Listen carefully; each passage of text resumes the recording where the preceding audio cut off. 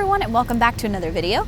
You all like the $100 Walmart challenge so much, this time we're at it again at Harbor Freight. I've never been in one before, so this will be interesting.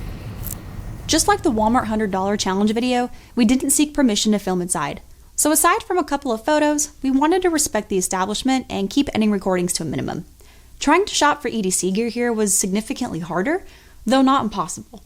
Attempting to assemble an EDC loadout in Harbor Freight was ambitious, to say the least, and to be fair, Harbor Freight is not an EDC boutique filled with titanium fidget wizardry and cutting-edge pocket-sized tools. That's not a criticism, by the way. We knew going in that our choices for an EDC kit would be limited. So we got out the door for $82.22, which means tragically, we didn't get to do that deeply satisfying thing where you land precisely on $99.97. But that being said, there were some other things that we technically could have purchased to close the gap, but it would have been a stretch to argue that those bits and bobs were truly useful pieces of EDC gear.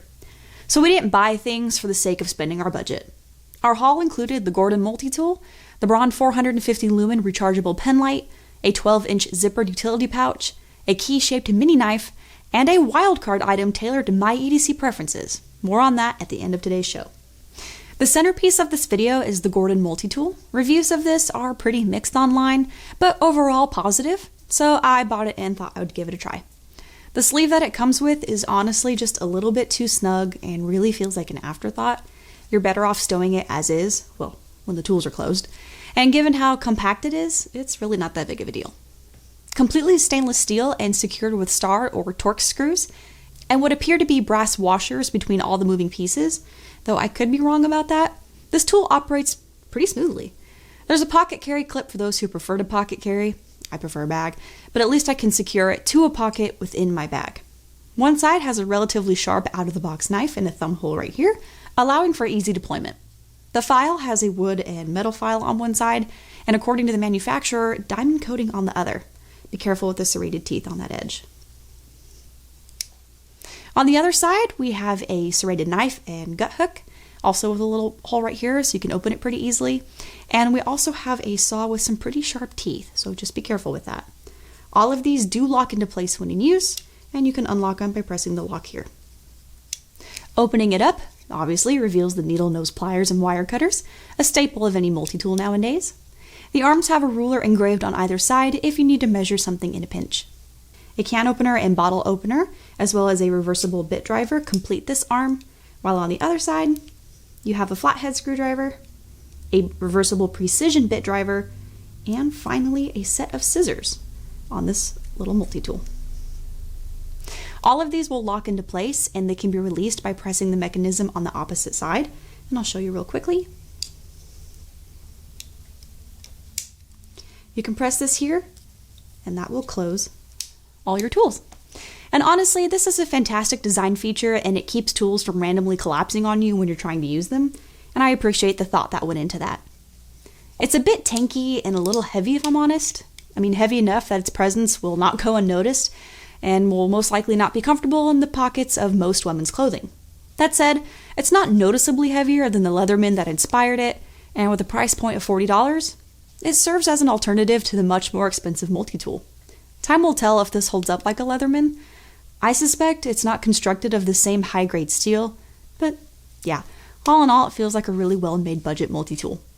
I can honestly say that of all the Leatherman-inspired or just downright clones and knockoffs that I've reviewed, this one is far and away the best one in terms of its fit, its finish, and its functionality.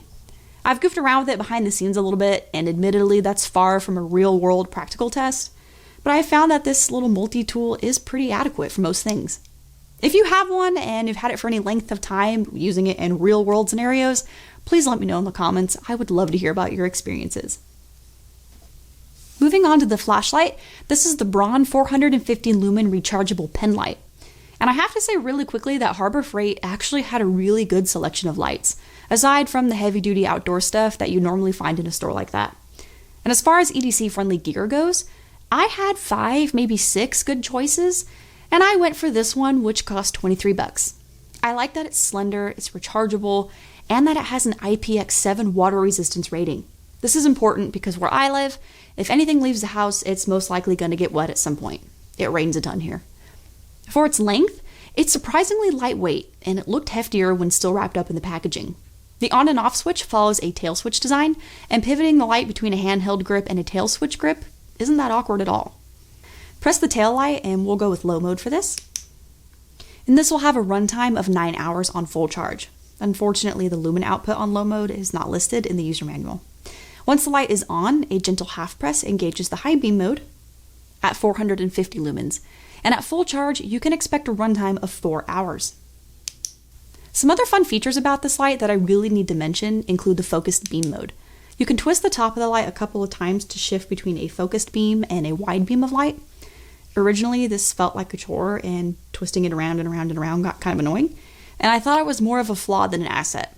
But other lights that I've used have a rail system that engages the focused mode, where you can just slide it up and down the bodywork.